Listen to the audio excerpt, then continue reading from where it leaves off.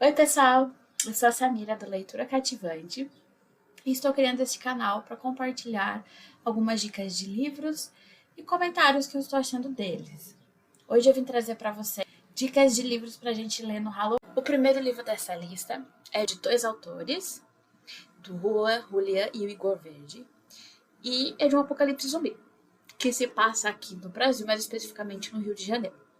A história segue a funkeira Thalita Bumbum, que é extremamente famosa, tá com o casamento às portas, tá tudo indo maravilhosamente na vida dela, quando um jornalista, que na infância era o melhor amigo da Thalita, coloca nas redes sociais fotos do noivo dela com outra mulher. E aí a vida dela vira um caos, porque o casamento dela estava sendo patrocinado e de repente ninguém mais quer patrocinar porque acha que o casamento não vai acontecer, que é uma farsa. E aí a Thalita vai ter que lidar com isso e ela vai atrás desse jornalista. E tenta conversar com ele, os dois da maior discussão, porque assim, eles acabaram perdendo contato quando ela se tornou famosa, começou a se tornar famosa no mundo dos funk.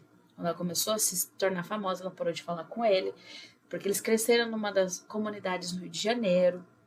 Os dois tiveram uma vida muito difícil, né? Sempre privados de alguma coisa. E ela parou de falar com ele, se desligou, se afastou dele e ele se ressentia muito disso. E ali os dois jogam na cara essas coisas e mais um monte de problemas que eles tinham. E de repente começa um barulho enorme do lado de fora, assim, do apartamento do cara, do jornalista. E quando eles vão olhar a TV, tá lá falando que tá tendo um apocalipse zumbi. Eles não acreditam, né? Como que você vai acreditar que um apocalipse zumbi está acontecendo do nada, né? E então eles decidem ficar ali. Sair do prédio, ficar ali, eles ficam nessa. Fica, não fica. Ah, vamos ficar. Tem comida, tem água, tem banheiro. Ok, de repente começam a bater na porta deles. Mas não é assim, o vizinho, oi, com licença. Não, é alguém tentando derrubar a porta. E eles se veem presos ali, eles têm que sair. E então o livro vai contando essas duas pessoas tentando fugir de tudo isso. A Thalita, ao longo da história, reencontra o noivo dela, eles continuam fugindo.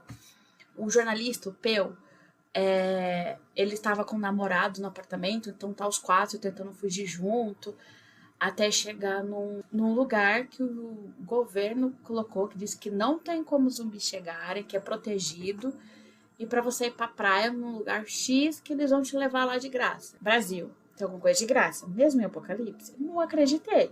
Mas a nossa protagonista acreditou. Ela foi, tentou chegar lá de tudo quanto é jeito e vocês podem imaginar as confusões que aconteceram. Um apocalipse zumbi e você tentando chegar na praia. É uma história muito legal. O final foi inesperado, mas não muito, porque a capa dá alguns indícios, tá? A capa ela deu o spoiler aí grandão. E é isso, vamos para o próximo. O próximo livro é E Se Ela Soubesse, da autora nacional R. Christine. Se eu não me engano, posso estar enganado, esse foi um dos primeiros livros que ela escreveu. Eu sei que hoje ela tem outros, são bastante famosos na Amazon e nas redes sociais. Mas se eu não me engano, esse foi um dos primeiros. Aqui a gente acompanha a história do James, que ele está internado no manicômio, acusado de assassinar a própria filha. Não só assassinar, né? Porque a menina foi encontrada em um estado deplorável, era uma criança. E ele foi internado no manicômio porque ele afirma categoricamente que não foi ele. Apesar de que encontraram todos os vestígios de que foi ele, ele fala que não foi ele. Então, aparece a agente Ana, do FBI, tentando descobrir o que realmente aconteceu. Então, ela começa a fazer uma série de entrevistas com ele no manicômio para entender o que ele fala e juntando com as peças que ela tem do arquivo. E, a primeiro momento, não acontece nada, porque, assim, ele não quer mais falar com ninguém, ele já tá cansado de falar, de tentar conversar e ninguém acreditar nele. Então, ele não quer conversar. Mas a Ana insiste, insiste e começa a conversar. E você começa a entender a história. Primeiro livro a gente é uma trilogia, tá, gente? Então, assim, o primeiro livro a gente tá pela visão dela, tentando entender o que aconteceu. E ao longo dos outros dois livros, vai mudando pro ponto de vista dele. A gente vai vendo o que aconteceu até chegar na morte da filha dele. Será que ele é realmente culpado? Será que não? Será que, sei lá, ele tem uma dupla personalidade ou não? Tô inventando coisa? Então ele vai seguindo muito o que aconteceu ali. Ele vai mexer muito com a cabeça da gente no primeiro livro ali. O cara tá no manicômio, por que eu tenho que acreditar nele? Ele tava com a mão, literalmente na botija ali. o que aconteceu? Como que não foi ele? Por que ele fala que não foi ele? Então, é um livro, assim, bem na vibe do Halloween, pra gente ver, mexer com a nossa cabecinha um pouco ali e ver o que tá acontecendo. Agora a gente vai falar de Cutela e Corvo, da Bryony Weaver. O livro acabou de ser lançado aqui no Brasil e já foi dito que é uma série, tá? Até o momento, se não me engano, são 3 ou 4 livros, mas como ultimamente todos os autores andam aí aumentando, não vou falar que é só isso. Aqui a gente segue a vida da Sloane. A maioria do livro é no ponto de vista dela, mas a gente também tem alguns pontos de vista. Qual que é a história? São 2 assassinos que perseguem serial killers que a polícia não consegue prender. É essa a história. Tem uma lista de gatilhos no começo do livro, e pela lista eu achei que fosse ser um livro gore. O que é isso? Um livro com muitas descrições que podem se tornar nojentas do que acontece, né? E eu fiquei meio assim, nossa, vai ser um livro pesado. Não foi, gente. Não é que ele é um livro leve. Ele tá falando sobre matar pessoas o tempo todo. Mas assim, ele tem algo que eu amo nos livros, que é a dose certa de comédia. Então ele tá lá, o livro acontecendo, os personagens têm em si o aspecto de trazer a comédia, de fazer uma piada no momento, nos piores momentos possíveis, e assim em diante. Mas assim, são 2 pessoas que não acreditam que a polícia pode fazer a justiça necessária, então decidiram fazer a justiça com as próprias mãos. A gente começa o livro com os 2 se conhecendo e resolvendo fazer uma aposta. Basicamente, quem consegue matar o próximo alvo primeiro. E quando chegam no alvo, eles vão pro próximo, e aí a gente vai conhecendo eles. No começo, eles não têm quase contato fora essa competição, e depois eles vão se aproximando cada vez mais. Vai aumentando troca de mensagens, vai tendo visitas, vão conhecendo a vida de cada um deles. E o romance deles também é muito bem construído, porque começa devagar. A Sloane, ela não gosta de ter contato com as pessoas, então ela vive meio isolada. Se eu não me engano, ela tá estudando para medicina, mas assim, ela não gosta muito de ter contato com as pessoas por algumas coisas que ela já passou na vida dela, ela só tem uma amiga muito próxima. E o Ron ele tem os irmãos, é muito família, tá sempre com a família, protege a família e se interessa por ela e quer ter ela perto. E ela não quer ele. E ele fica lá insistindo. Até que os 2 começam um romance. Mas assim, a cena dos 2 competindo e depois esfregando na cara um do outro quem ganhou cada competição. E, gente, a lista de gatilhos se torna uma piada quando você chega no fim do livro, de verdade. Uma piada. Porque é gore um pouco, mas assim, eles trazem algumas piadas tão sem querer ali, sem querer querendo, né? Que você quebra aquela coisa de, ai, nossa, que feio, nossa, eu não vou ler isso. Então ele tem essa quebra. Quando a gente fala de Halloween, não dá pra fugir de alguns temas meio clássicos, tipo assombrações.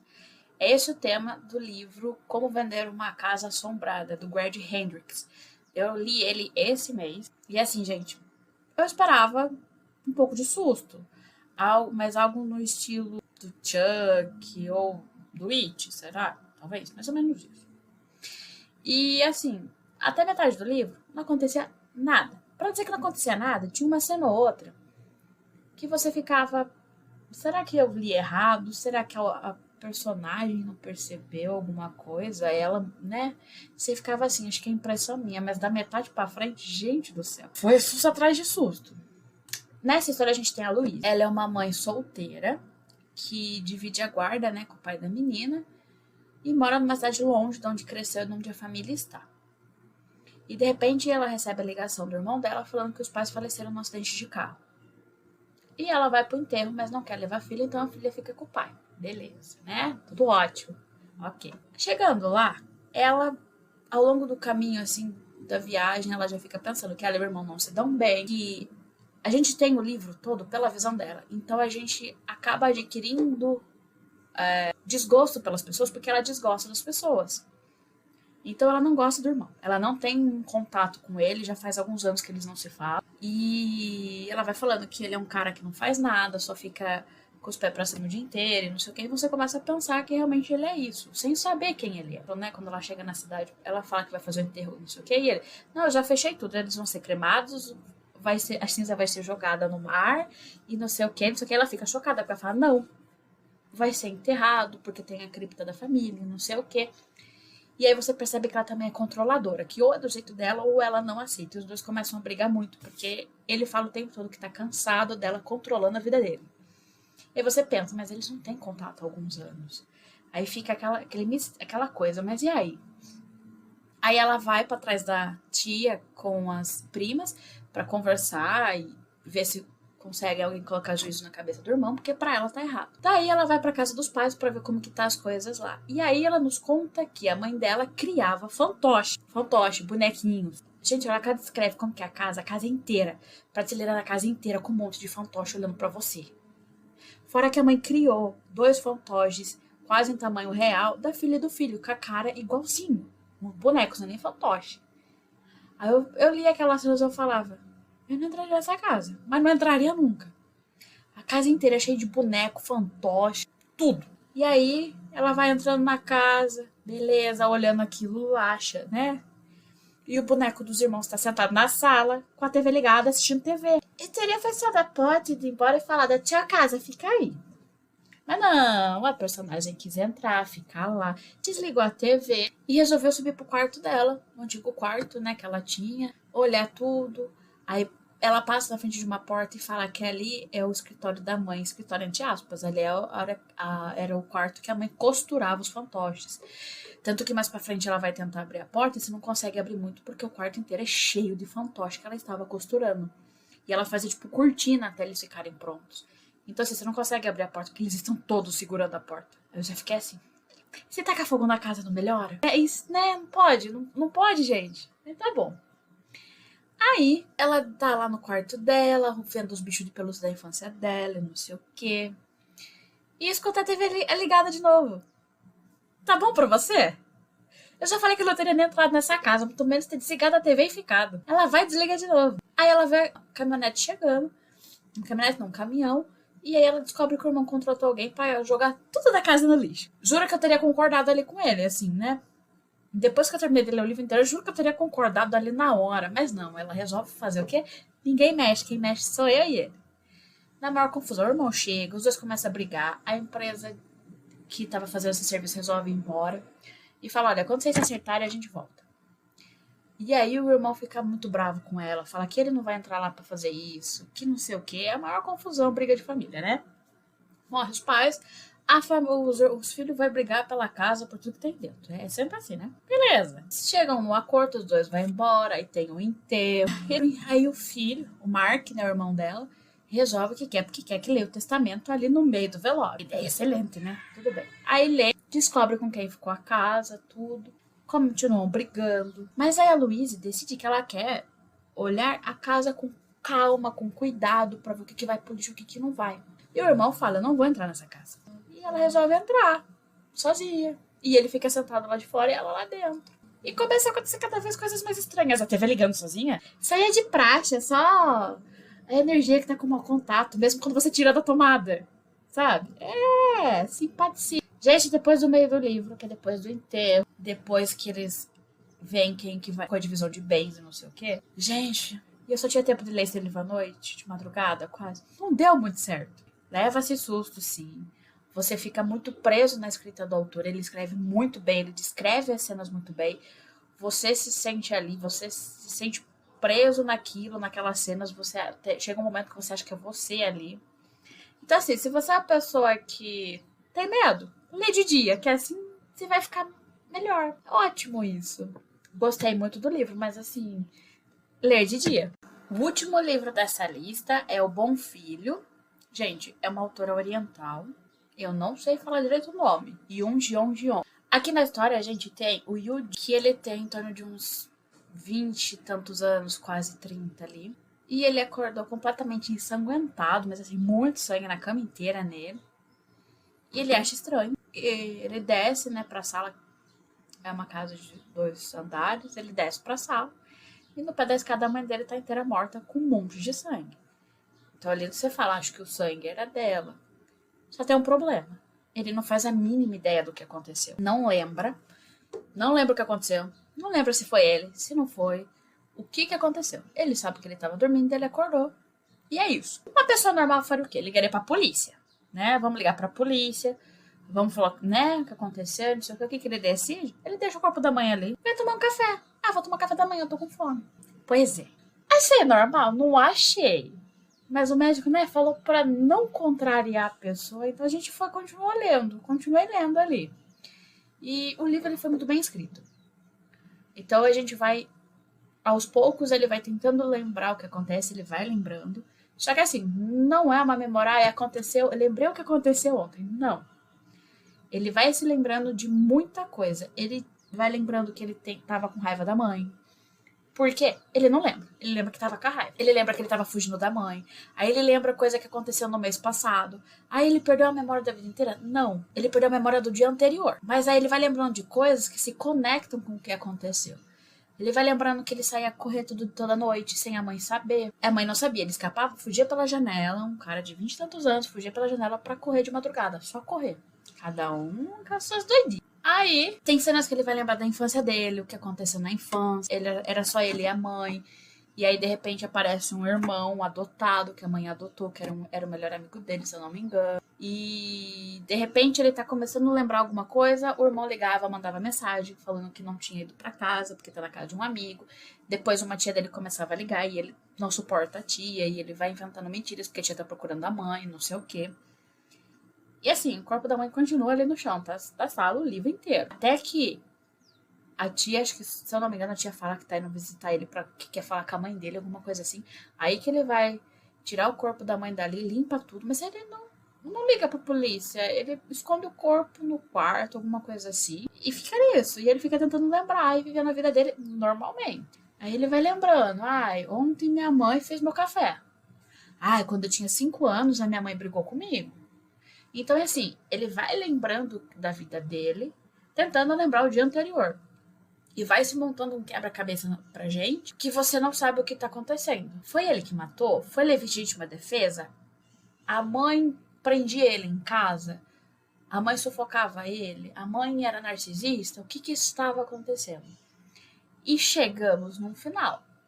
Algumas coisas eu esperava do final, mas não tudo. Mas é um bom livro. E trazer essa temática do Halloween. Literalmente, porque assim, não, ele não acontece no Halloween, mas ele está nos trazendo o bom filho. O que é ser um bom filho? Também é muito questionado isso. O que é ser um bom filho? É aquele filho que não te dá trabalho? É aquele filho que vai estar lá para você independente do que aconteça? Então ela traz muitos questionamentos assim, e isso acaba virando algo sarcástico o nome, porque tem tantas nuances. Mas é isso, pessoal. Oi, pessoal. Eu sou a Samira do Biblioteca Infinita. E hoje eu vim trazer para vocês uma lista para ler no Halloween. O primeiro livro dessa lista é de 2 autores, do Julia e o Igor Verde, e é de um apocalipse zumbi, que se passa aqui no Brasil, mais especificamente no Rio de Janeiro. A história segue a funkeira Thalita Bumbum, que é extremamente famosa, tá com o casamento às portas, tá tudo indo maravilhosamente na vida dela, quando um jornalista, que na infância era o melhor amigo da Thalita, coloca nas redes sociais fotos do noivo dela com outra mulher. E aí a vida dela vira um caos, porque o casamento dela estava sendo patrocinado e de repente ninguém mais quer patrocinar, porque acha que o casamento não vai acontecer, que é uma farsa. E aí a Thalita vai ter que lidar com isso e ela vai atrás desse jornalista. E tenta conversar com ele, os dois da maior discussão, porque assim, eles acabaram perdendo contato quando ela começou a se tornar famosa no mundo dos funk. Quando ela começou a se tornar famosa, ela parou de falar com ele, porque eles cresceram numa das comunidades no Rio de Janeiro. Os dois tiveram uma vida muito difícil, né? Sempre privados de alguma coisa. E ela parou de falar com ele, se desligou, se afastou dele, e ele se ressentia muito disso. E ali os dois jogam na cara essas coisas e mais um monte de problemas que eles tinham. E de repente começa um barulho enorme do lado de fora, assim, do apartamento do cara, do jornalista. E quando eles vão olhar a TV, tá lá falando que tá tendo um apocalipse zumbi. Eles não acreditam, né? Como que você vai acreditar que um apocalipse zumbi está acontecendo do nada, né? E então eles decidem ficar ali. Sair do prédio, ficar ali, eles ficam nessa. Fica, não fica. Ah, vamos ficar. Tem comida, tem água, tem banheiro. Ok, de repente começam a bater na porta deles. Mas não é assim, O vizinho, oi, com licença. Não, é alguém tentando derrubar a porta. E eles se veem presos ali, eles têm que sair. E então o livro vai contando essas duas pessoas tentando fugir de tudo isso. A Thalita, ao longo da história, reencontra o noivo dela, eles continuam fugindo. O jornalista, o Peu, ele estava com um namorado no apartamento, então tá os quatro tentando fugir junto, até chegar num lugar que o governo colocou, que disse que não tem como zumbis chegarem, que é protegido, e para você ir pra praia num lugar X que eles vão te levar lá de graça. Brasil, tem alguma coisa de graça? Mesmo em Apocalipse? Não acreditei. Mas a nossa protagonista acreditou. Ela foi, tentou chegar lá de tudo quanto é jeito, e vocês podem imaginar as confusões que aconteceram. Um apocalipse zumbi e você tentando chegar na praia. É uma história muito legal. O final foi inesperado, mas não muito, porque a capa dá alguns indícios, tá? A capa, ela deu o spoiler aí grandão. E é isso, vamos para o próximo. O próximo livro é E Se Ela Soubesse, da autora nacional R. Cristina. Se eu não me engano, posso estar enganada, esse foi um dos primeiros livros que ela escreveu. Eu sei que hoje ela tem outros, são bastante famosos na Amazon e nas redes sociais. Mas se eu não me engano, esse foi um dos primeiros. Aqui a gente acompanha a história do James, que ele está internado no manicômio, acusado de assassinar a própria filha. Não só assassinar, né? Porque a menina foi encontrada em um estado deplorável, era uma criança. E ele foi internado no manicômio porque ele afirma categoricamente que não foi ele. Apesar de que encontraram todos os vestígios de que foi ele, ele fala que não foi ele. Então, aparece a agente Ana, do FBI, tentando descobrir o que realmente aconteceu. Então, ela começa a fazer uma série de entrevistas com ele no manicômio para entender o que ele fala e juntando com as peças que ela tem do arquivo. E, a primeiro momento, não acontece nada, porque, assim, ele não quer mais falar com ninguém, ele já tá cansado de falar, de tentar conversar e ninguém acreditar nele. Então, ele não quer conversar. Mas a Ana insiste e começa a conversar. E você começa a entender a história. Primeiro livro é uma trilogia, tá, gente? Então, assim, o primeiro livro a gente tá pela visão dela, tentando entender o que aconteceu. E ao longo dos outros dois livros, vai mudando pro ponto de vista dele. A gente vai vendo o que aconteceu até chegar na morte da filha dele. Será que ele é realmente culpado? Será que não? Será que, sei lá, ele tem uma dupla personalidade ou não? Tô inventando coisa? Então ele vai seguindo muito o que aconteceu ali. Ele vai mexer muito com a cabeça da gente no primeiro livro ali. O cara tá no manicômio, por que eu tenho que acreditar nele? Ele tava com a mão, literalmente na botija ali. O que aconteceu? Como que não foi ele? Por que ele fala que não foi ele? Então, é um livro assim, bem na vibe do Halloween, pra gente ver, mexer com a nossa cabecinha um pouco ali e ver o que tá acontecendo. Agora a gente vai falar de Cutela e Corvo, da Bryony Weaver. O livro acabou de ser lançado aqui no Brasil e já foi dito que é uma série, tá? Até o momento, se não me engano, são 3 ou 4 livros, mas como ultimamente todos os autores andam aí aumentando, não vou falar que é só isso. Aqui a gente segue a vida da Sloane, a maioria do livro é no ponto de vista dela, mas a gente também tem alguns pontos de vista. Qual que é a história? São 2 assassinos que perseguem serial killers que a polícia não consegue prender. É essa a história. Tem uma lista de gatilhos no começo do livro, e pela lista eu achei que fosse ser um livro gore. O que é isso? Um livro com muitas descrições que podem se tornar nojentas do que acontece, né? E eu fiquei meio assim, nossa, vai ser um livro pesado. Não foi, gente. Não é que ele é um livro leve. Ele tá falando sobre matar pessoas o tempo todo. Mas assim, ele tem algo que eu amo nos livros, que é a dose certa de comédia. Então ele tá lá, o livro acontecendo, os personagens têm em si o aspecto de trazer a comédia, de fazer uma piada nos piores momentos possíveis, e assim em diante.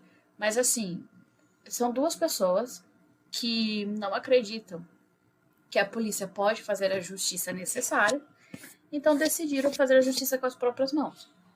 A gente começa o livro com os 2 se conhecendo e resolvendo fazer uma aposta. Basicamente, quem consegue matar o próximo alvo primeiro. E quando chegam no alvo, eles vão pro próximo, e aí a gente vai conhecendo eles. No começo eles não têm quase contato fora essa competição, e depois eles vão se aproximando cada vez mais.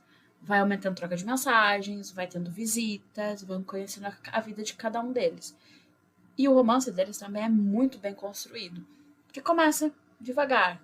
A Sloane, ela não gosta de ter contato com as pessoas, então ela vive meio isolada. Se eu não me engano, ela tá estudando para medicina, Mas assim, ela não gosta muito de ter contato com as pessoas por algumas coisas que ela já passou na vida dela. Ela só tem uma amiga muito próxima. E o Ron ele tem os irmãos, é muito família, tá sempre com a família, protege a família e se interessa por ela e quer ter ela perto. E ela não quer ele. E ele fica lá insistindo. Até que os dois começam um romance. Mas assim, a cena dos dois competindo e depois esfregando na cara um do outro quem ganhou cada competição. E, gente, a lista de gatilhos se torna uma piada quando você chega no fim do livro, de verdade. Uma piada, porque é gore um pouco, mas assim, eles trazem algumas piadas tão sem querer ali, sem querer querendo, né? Que você quebra aquela coisa de, ai, nossa, que feio, nossa, eu não vou ler isso. Então ele tem essa quebra. Quando a gente fala de Halloween, não dá pra fugir de alguns temas meio clássicos, tipo assombrações. É esse o tema do livro Como Vender uma Casa Assombrada, do Greg Hendricks. Eu li ele esse mês. E assim, gente, eu esperava um pouco de susto. Mas algo no estilo do Chuck ou do It, será? Talvez, mais ou menos isso.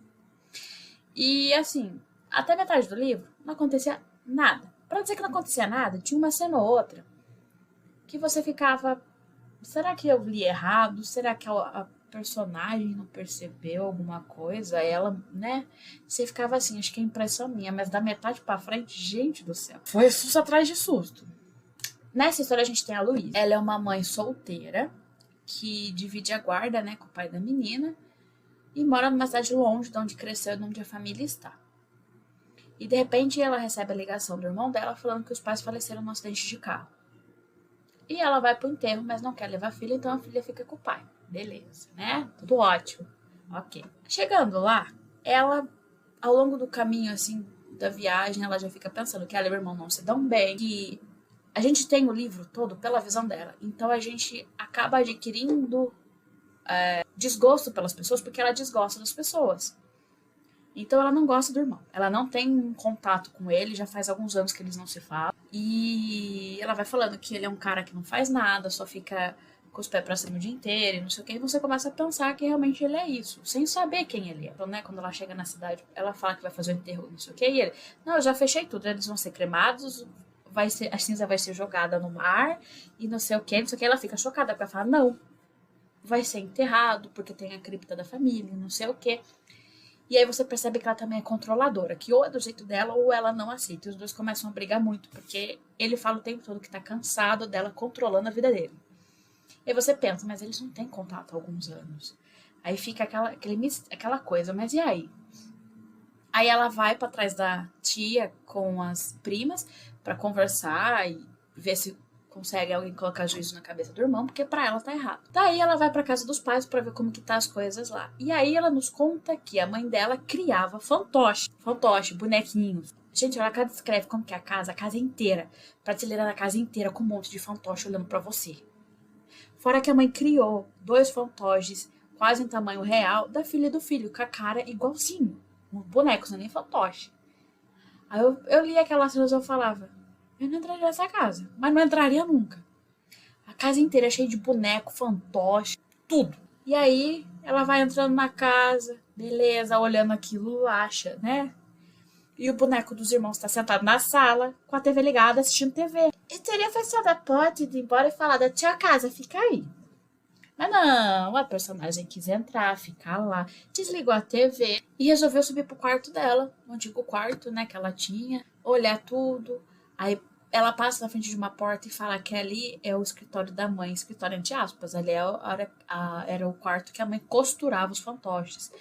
Tanto que mais pra frente ela vai tentar abrir a porta e você não consegue abrir muito porque o quarto inteiro é cheio de fantoche que ela estava costurando. E ela fazia tipo cortina até eles ficarem prontos. Então, assim, você não consegue abrir a porta porque eles estão todos segurando a porta. Aí eu já fiquei assim.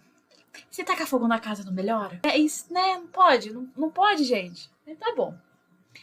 Aí, ela tá lá no quarto dela, vendo os bichos de pelúcia da infância dela, não sei o quê.